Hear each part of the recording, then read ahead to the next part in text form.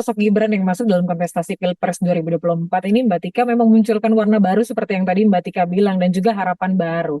Tapi kan dalam berpolitik ini ada etika yang harus dijunjung tinggi begitu ya. Update terakhir ini ada ketika teman-teman media bertanya ke Puan Maharani begitu ya bahwa Gibran tidak mengajukan pengunduran diri dari PDIP hanya sekedar bilang pamit dan juga ternyata diusung oleh Partai Golkar sebagai bacawa pres. Ini kalau dari kacamata Mbak Tika apa yang terjadi dan bagaimana sentimen publik terhadap hal ini?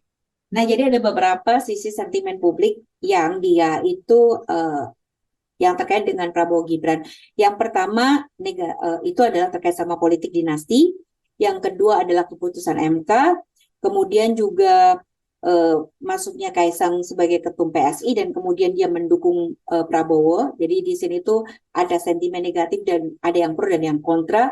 Kemudian juga posisi SBY yang dianggap kasihan sama netizen karena apa namanya dia masuk dan ternyata AHY gagal. Itu ada beberapa hal yang mendapat sorotan netizen.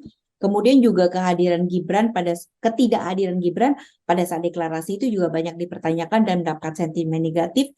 Dan terakhir adalah mempertanyakan posisi kader Golkar yang mereka tuh sudah berdarah-darah, namun akhirnya yang diumumkan adalah Gibran. Jadi isu terkait sama politik dinasti dan lain-lain itu menjadi salah satu isu yang banyak direspon oleh netizen secara negatif. Kalau kita lihat di data terkait dengan emotion, jadi antara trust, kemudian emotion berikutnya adalah disgust gitu. Disgust itu adalah terkait dengan politik dinasti dan terkait dengan keputusan MK. Itu adalah beberapa hal yang mendapat sorotan gitu. Tapi di sisi lain mungkin karena orang itu bertanya-tanya gitu ya, ini apa yang terjadi ya? Kenapa Pak Jokowi berani meninggalkan PDI Perjuangan dalam tanda petik, walaupun kita belum tahu, tapi memberikan restu kepada Gibran.